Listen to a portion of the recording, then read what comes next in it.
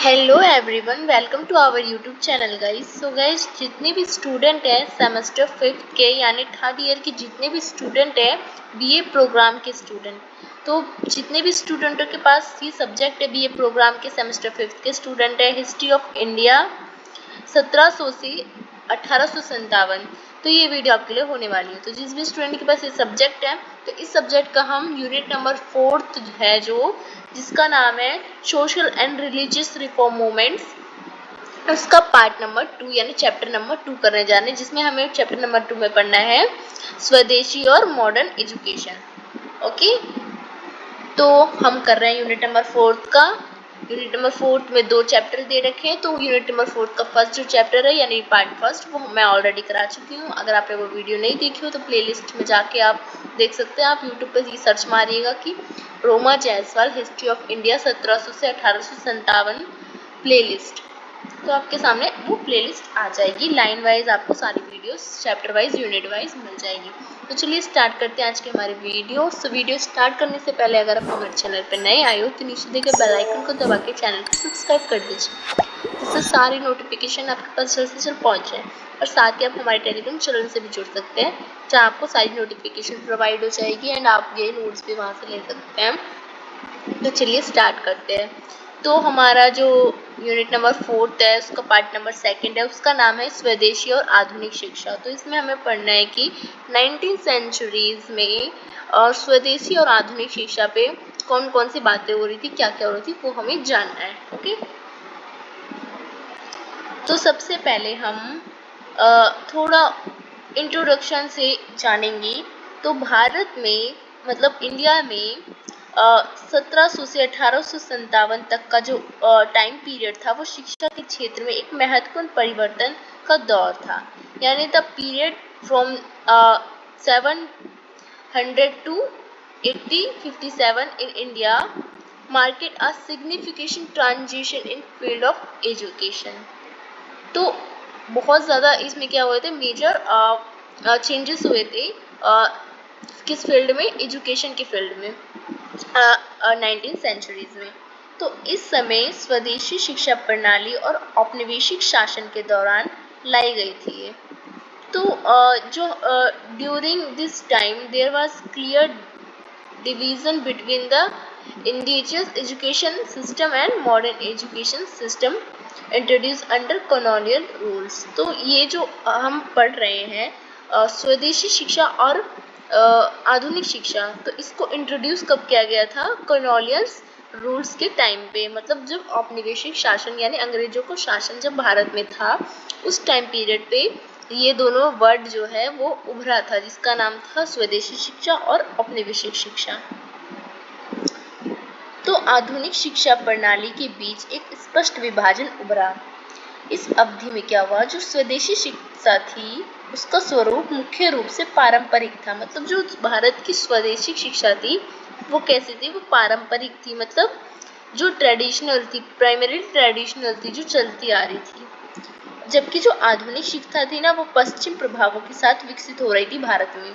तो जो उस समय जो मॉडर्न एजुकेशन इंडिया में था वो किससे इन्फ्लुएंस था, वो वेस्टर्न जो विचारधारा, वेस्टर्न जो थॉट्स थे, वेस्टर्न जो इन्फ्लुएंस हो रहा था किसका, वेस्टर्न का।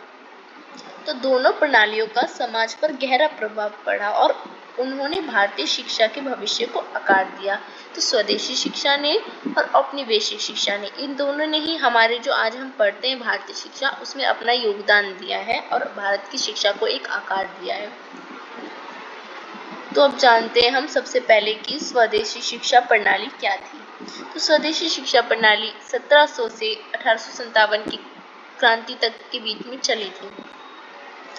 जो स्वदेशी शिक्षा प्रणाली है उसका आधार था कि प्राचीन काल से भारत में जो चली आ रही जो गुरुकुल परंपरा थी, जो पाठशाला थी, जो मदरसा होती थी और जो विद्या मंदिर होती थी जैसी संस्थाएं थी। मतलब स्वदेशी शिक्षा के अंतर्गत क्या आता है, गुरुकुल आता था, स्कूल आता था, और जैसे मदरसा में भी, जैसे गुरुकुल में पढ़ाया जाता है हिंदू धर्म में, मुस्लिम धर्म में मदरसा में पढ़ाया जाता है, विद्या मंदिर होते थे, मंदिरों में भी ज्ञान दी जाती थी। तो ये सब स्वदेशी शिक्षा के अंतर्गत आती थी। तो इस प्रणाली की विशेषता अब हम जानते हैं। तो सबसे पहले गुरुकुल और पाठशाला जानते हैं। तो स्वदेशी शिक्षा में जो गुरुकुल और पाठशाला है वो क्या था? तो गुरुकुल प्रणाली में विद्यार्थी जो है वो गुरुओं के संरक्षण में रहकर अध्ययन करते थे। मतलब गुरुकुल परंपरा क्या थी? गुरुकुल परंपरा अगर आपने रामायण महाभारत या देखा होगा या अगर आपने वेद पढ़ा होगा, तो गुरुकुल परंपरा में जो बच्चे होते थे उसको कई जैसे कि सालों के लिए पढ़ने के लिए अपने गुरु के अंतर्गत जाना पड़ता था और वहाँ पे ही रहना पड़ता था, वहीं पे उनको खाना होता था और वहीं पे वो पढ़ते थे। तो ये गुरुकुल परंपरा थी। यह शिक्षा जो है वो मुख्यतः मौखिक थी और जो गुरु हमारी जो गुरुकुल की परंपरा थी ना, उसमें ज्यादा लिखाया नहीं जाता था। जैसे आज हम लिख पढ़ इतना सारा कॉपी में नोट्स बनाते हैं ना, ऐसा कुछ नहीं था। उस समय की शिक्षा इतनी तेज थी, वैदिक काल से चली आ रही थी, वैदिक काल की देन थी। गुरुकुल जो परंपरा थी सिर्फ मौखिक से ही, मतलब मैम पढ़ाती थी या टीचर जो पढ़ाता था, ये जो गुरु होता था मतलब गुरु माँ या गुरु जो होते थे वो पढ़ाते थे, तो वो बच्चा वो उससे सुन के ही क्या कर लेता था, अंडरस्टैंड कर लेता था। इतनी क्षमता थी उस समय की शिक्षा में, हमारी भारतीय स्वदेशी शिक्षा में। और इसमें धर्म को, नैतिकता और दर्शन और संस्कृति साहित्य भी पढ़ाया जाता था। इसमें ये नहीं गुरुकुल में सिर्फ भगवान से रिलेटेड पढ़ाया जाता, इसमें धर्म भी पढ़ाया जाता था, बच्चों को नैतिकता के बारे में पढ़ाया जाता था जो आजकल नहीं पढ़ाया जाता है, दर्शन के बारे में पढ़ाया जाता था, फिलॉसफी के बारे में पढ़ाया जाता था और अपने कल्चर के बारे में पढ़ाया जाता था। कल्चर के साहित्य जितने भी होते थे, जैसे महाभारत रामायण गुरुकुल में ये पढ़ाया जाता था। तो जितने भी अपने कल्चर के उपनिवेश थे, पुराण थे, तो उन सब के बारे में शिक्षा भी दी जाती थी। पाठशालाओं में प्राथमिक और माध्यमिक शिक्षा दी जाती थी। मतलब जो प्राथमिक शिक्षा होती है, जैसे नर्सरी टू 5th क्लास तक की शिक्षा मान सकते हो, वो दी जाती थी गुरुकुल में, जिसमें ये सब तो पढ़ाया जाता था। इसके अलावा गुरुकुल में गणित पढ़ाया जाता था। आपने आर्यभट्ट नाम सुना होगा, जिसने शून्य की खोज की थी। तो वो भी क्या जो हमारे भारत में क्या है, गुरुकुल परंपरा में गणित भी पढ़ाई जाती थी, व्याकरण पढ़ाया जाता था और अन्य शास्त्रीय विद्याएं पढ़ाई जाती थी। तो गुरुकुल हमारा जो स्वदेशी शिक्षा है वो बहुत महान हुआ करता था। अब दूसरा जानते हैं मदरसा शिक्षा। तो मदरसा शिक्षा जो है वो मुस्लिम धर्म में, जैसे हमारे हिंदू धर्म में गुरुकुल शिक्षा थी, तो मुस्लिम धर्मों में भी मदरसा शिक्षा होती है। तो इस्लामी शासकों के अधीन होती है ये शिक्षा। मदरसों में मुख्य रूप से इस्लामिक धर्मशास्त्र और अरबी, फारसी और गणित की शिक्षा दी जाती है। जैसे गुरुकुल में दी जाती है, उससे थोड़ा अलग बट वैसे ही दी जाती है मदरसा शिक्षा में भी। मुगल काल में यह शिक्षा प्रणाली काफी महत्वपूर्ण थी। मुगल काल में मदरसा शिक्षा बहुत ज्यादा प्रचलित थी। तीसरी जो शिक्षा है वो है पाठ्यक्रम और उद्देश्य। मतलब पाठ्यक्रम और उद्देश्य क्या था? स्वदेशी शिक्षा प्रणाली में विद्यार्थियों को नैतिकता, धार्मिक शिक्षा, शास्त्रीय ज्ञान और जीवन के व्यवहारिक पहलुओं पर जोर दिया जाता था। चाहे वो मदरसा हो चाहे वो गुरुकुल हो, दोनों में क्या करा जाता था, पढ़ाया तो जाता था, साथ में लोग बच्चों को शिक्षा दी जाती थी, अपने धर्म से रिलेटेड, अपने शास्त्र से रिलेटेड और नैतिकता का भी व्यवहार पढ़ाया जाता था लोगों को। इससे आत्मज्ञान होता था बच्चों में, धर्म और समाज सेवा के लिए महत्वपूर्ण माना जाता था, क्योंकि बच्चों को जब नैतिक पढ़ाया जाए, धर्म से जोड़ा जाए, तो क्या होता था, समाज सेवा बहुत ज्यादा होता था। तो नेक्स्ट है कि इसकी व्यापक पहुंच जानते हैं। तो यह शिक्षा प्रणाली जो है वो समाज के उच्च वर्गों, ब्राह्मण, धर्मगुरुओं तक सीमित नहीं थी। मतलब इस समय तक, जब 19th सेंचुरी आई थी, इस समय तक ये जो परंपरा थी ना वो उच्च वर्ग और ब्राह्मण तक सीमित हो गई थी। सामान्य जन और निम्न वर्गों के लिए शिक्षा पहुंच सीमित थी। तो अब जानते हैं नेक्स्ट की अभी हमने स्वदेशी शिक्षा क्या थी। अब हम जानेंगे कि आधुनिक शिक्षा क्या था और इसका उदय कैसे भारत में हुआ था। तो 1757 से 1857 तक में जो आधुनिक शिक्षा है, जो अंग्रेज आए, तो इस आधुनिक शिक्षा का भारत में क्या हुआ, उदय हुआ। तो 1757 में जब प्लासी की लड़ाई के बाद अंग्रेजों ने भारत पर कब्जा कर लिया, तो अंग्रेजों ने भारत में अपने राजनीतिक और आर्थिक वर्चस्व को स्थापित किया, जैसा हमने फर्स्ट यूनिट में पढ़ा था।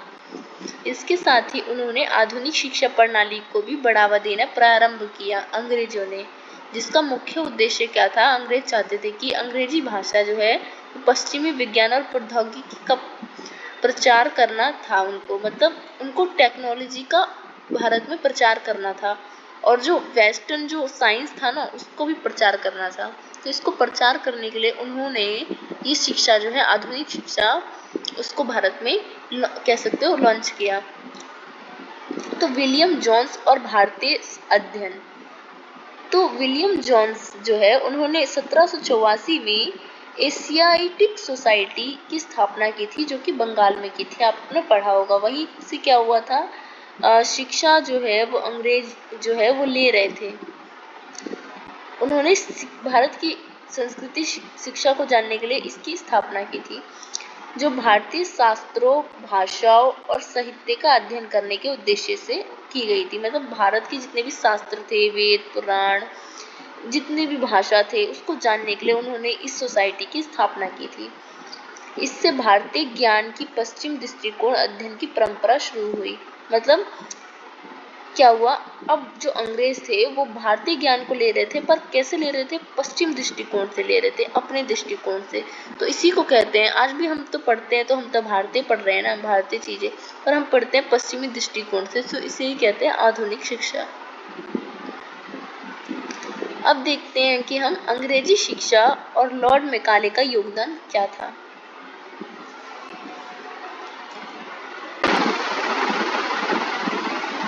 तो 1835 में लॉर्ड मैकाले ने अपनी प्रसिद्ध जो मिंटस ऑन एजुकेशन उनकी एक पुस्तक थी उसमें पेश की थी कि जिसमें अंग्रेजी भाषा को शिक्षा का माध्यम बनाने की वकालत की गई थी, किनके द्वारा, लॉर्ड मैकाले के द्वारा। उनका मानना था कि भारतीय समाज को सभ्य बनाने के लिए अंग्रेजी और पश्चिमी ज्ञान को बढ़ावा दिया जाना चाहिए। मतलब अंग्रेज ऐसा मानते थे कि भारत असभ्य है, कोई भारत में सभ्यता नहीं है, और भारत में सिविलाइजेशन लाने के लिए हमें जो वेस्टर्न साइंस है एंड वेस्टर्न जो शिक्षा है, मतलब एजुकेशन है, उसको भारत में लॉन्च करना होगा, ये वो कहते थे। इसके परिणाम स्वरूप क्या हुआ, 1835 में अंग्रेजी को शिक्षा का मुख्य माध्यम बना दिया गया और पश्चिम विज्ञान को, मतलब जो वेस्टर्न जो साइंस थी और जो गणित थी और आधुनिक विषयों का अध्ययन शुरू हुआ। मतलब 1835 के बाद ही क्या हुआ, भारत में जो शिक्षा का मुख्य माध्यम है वो अंग्रेजी को बना दिया गया, और जो साइंस है ना, वेस्टर्न साइंस जैसे आज हम पढ़ते हैं ना, जो वो वेस्टर्न साइंस ही है। बट हमारे साइंस ऐसा नहीं कि भारत में ही था, वैदिक काल में भी साइंस था, और वेद पढ़ोगे ना अगर आप, तो आपको बहुत सारी साइंस की चीजें मिलेगी, क्योंकि सनातन धर्म की जो हर बहुत सारी चीजें ना वो सब साइंस ही है। अगर आप जो जानता नहीं है वो कहेगा कि अंधविश्वास है, पर अगर आप जानोगे ना तो जितनी भी जो बाहर की कंट्री ने खोज की है ना वो भारत के वेद पुराण से ही की है। यहाँ तक कि न्यूक्लियर बम भी आप जानते हो ना, वो भी आपको हमारे जो वेद पुराण, हमारे जो उपनिषद है, हमारा जो पुराण है उसमें मिलता है इन सबका बनाने की टेक्नोलॉजी। अगर आप पढ़ोगे तो आधुनिक शिक्षा विषयों का अध्ययन शुरू हुआ था। तो आधुनिक शिक्षा जो है उसका फैलने का कारण था कि मिशनरी स्कूल और कॉलेजों की स्थापना भी था, क्योंकि उस समय में ब्रिटिश शासन के दौरान कई मिशनरी स्कूल जो थे, यानी ईसाई जो स्कूल थे और जो कॉलेज थे उसको स्थापित किए गए थे। ये जो इंस्टीट्यूशन था, मतलब ये जो संस्थान था, वो वेस्टर्न जो एजुकेशन है उसे ईसाई धर्म के प्रचार करने में सहायक कर रही थी। मतलब वेस्टर्न जो एजुकेशन है वो अगर बच्चे ले रहे थे ना, तो इससे क्या हो रहा था, इससे अंग्रेजों का ये फायदा हो रहा था कि उनकी कल्चर जो उनकी धर्म है ना उसका प्रचार प्रसार हो रहा था। 1817 में हिंदू कॉलेज जो है, जिसे वर्तमान में प्रेसिडेंसी कॉलेज कहा जाता है, उसकी स्थापना कोलकाता में की गई थी, जो आधुनिक शिक्षा का प्रमुख केंद्र बन गया था उस समय। तो धार्मिक शिक्षा का संस्थानांतरण हुआ था उस समय। मतलब कैसे, आधुनिक शिक्षा के समय आधुनिक शिक्षा प्रणाली ने जो हमारी पारंपरिक धार्मिक शिक्षा थी ना उसकी तुलना व्यावसायिक और वैज्ञानिक शिक्षा को प्राथमिकता दी।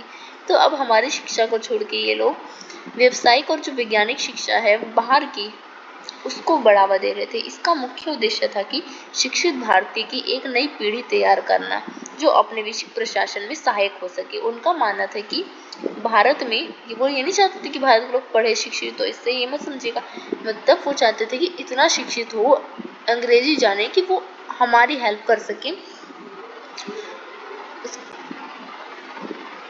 उसके बाद थर्ड है कि स्वदेशी और आधुनिक शिक्षा के बीच अंतर जानते हैं। अभी तक हमने क्या पढ़ा? अभी तक हमने पढ़ा स्वदेशी शिक्षा और आधुनिक शिक्षा 19वीं सेंचुरी की।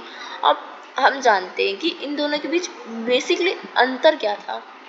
तो पहली बात तो भाषा का अंतर था। सबसे पहले पता है आपको, आधुनिक शिक्षा जो हमारी थी भारत की, वो उर्दू में थी, फारसी में थी, हिंदी में थी, अलग अलग भाषाएं में थी भारत की भाषा में। पर जो आधुनिक शिक्षा थी वो क्या थी? इंग्लिश में थी। तो भाषा का तो अंतर था। तो सबसे पहला भाषा का अंतर था। स्वदेशी शिक्षा प्रणाली मुख्य रूप से संस्कृत में होती थी, फारसी में होती थी, क्षेत्रीय जो भाषा होती थी उसमें होती थी, चाहे वो अवधी हो, कोई भी भाषा हो। जबकि आधुनिक शिक्षा जो होती थी वो अंग्रेजी भाषा में होती थी। तो भाषा का पहला अंतर हो गया इन दोनों में कि भाषा का अंतर। दूसरा आंसर है कि पाठ्यक्रम का अंतर। पाठ्यक्रम का अंतर्गत कैसे? स्वदेशी प्रणाली में धार्मिक और नैतिक शिक्षा पर जोर दिया जाता था। जो हमारा जो स्वदेशी शिक्षा थी उसमें क्या धार्मिक चीजें पढ़ाई जाती थी और लोगों को मॉरलिटी सिखाया जाता था, नैतिकता पर जोर दिया जाता था। पर जो आधुनिक शिक्षा है वो तो बस विज्ञान, गणित और पश्चिम साहित्य में क्या हुआ क्या नहीं हुआ इसके बारे में ही बस बताया जाता था। पर शिक्षा केवल ये नहीं है, जब तक नैतिकता और धर्म के बारे में ना बताया जाए शिक्षा अधूरी है। उसके बाद शिक्षा का उद्देश्य जानते हैं हम कि आधुनिक शिक्षा चाहे स्वदेशी शिक्षा है उसका उद्देश्य क्या था। तो स्वदेशी शिक्षा का उद्देश्य था कि व्यक्ति के नैतिक और आध्यात्मिक जो विकास है उस पर था। मतलब जो हमारे भारत की जो शिक्षा थी ना वो लोगों में नैतिकता जागरूक करने की थी कि लोग एक दूसरे की हेल्प करें, विकास करे, सहायता करे और आध्यात्मिकता का विकास हो, इसलिए था। पर जो आधुनिक शिक्षा थी उसका उद्देश्य बिल्कुल अलग था। उसका उद्देश्य था कि समाज में जो व्यवसायिक है यानी जो व्यापार है और जो प्रशासनिक जरूरत है उसे पूरा करना। तो इनकी शिक्षा का मतलब अलग था और हमारी शिक्षा का मतलब देख सकते हो अलग था। अब शिक्षा की पहुंच कहाँ तक थी? तो पारंपरिक शिक्षा प्रणाली समाज के विशेष वर्गों तक सीमित थी। मतलब जो भारत की जो स्वदेशी शिक्षा थी इस टाइम तक आते आते समाज के कुछ वर्गों तक ही सीमित थी, जबकि आधुनिक शिक्षा ने अपेक्षाकृत व्यापक स्तर पर लोगों को नया वर्ग तैयार किया था। अब सब लोग इस समय तक आधुनिक शिक्षा लेने लग गए थे। तो निष्कर्ष के तौर पे अगर मैं कहूँ तो 1700 से 1857 का जो समय है वो भारतीय शिक्षा के क्षेत्र में एक संक्रमण काल था। संक्रमण काल क्यों था? क्योंकि भारत की शिक्षा में बहुत तेजी से चेंज आया था और स्वदेशी और आधुनिक शिक्षा प्रणालियों का एक साथ अस्तित्व में थी। मतलब ऐसा काल था कि स्वदेशी शिक्षा भी एक साइड चल रही थी और आधुनिक शिक्षा भी चल रही थी। ना तो पूरी तरह से आधुनिक शिक्षा थी ना पूरी तरह से स्वदेशी शिक्षा थी। लेकिन धीरे धीरे आधुनिक शिक्षा प्रणाली का प्रभाव बढ़ता गया और स्वदेशी शिक्षा प्रणाली ने जहां भारतीय परंपरा और मूल्य को बनाए रखा, वहीं आधुनिक शिक्षा ने भारतीय समाज और पश्चिमी विज्ञान और तर्कशास्त्र को परिचित किया लोगों के बीच। इस अवधि के बाद भारत में शिक्षा की दिशा बदल गई, जिसका प्रभाव हम स्वतंत्रता संग्राम में भी देखते हैं और आधुनिक भारत के निर्माण में भी देखते हैं कि कैसे शिक्षा का बदलाव हुआ। और आज भी हम क्या पढ़ते हैं, हम थोड़ा बहुत ज़्यादा ही हम आधुनिक शिक्षा ही आजकल ले रहे हैं। तो यही शिक्षा का चेंज यहीं से आता है। तो आई होप आपको ये यूनिट जो है 4th यूनिट का पार्ट नंबर 2 जिसमें आपको स्वदेशी शिक्षा और आधुनिक शिक्षा पढ़नी थी वो आपको समझ आया हो। अगर आपको ये वीडियो अच्छी लगी हो तो वीडियो को लाइक ज़रूर कीजिएगा क्योंकि इससे हमें मोटिवेशन मिलता है।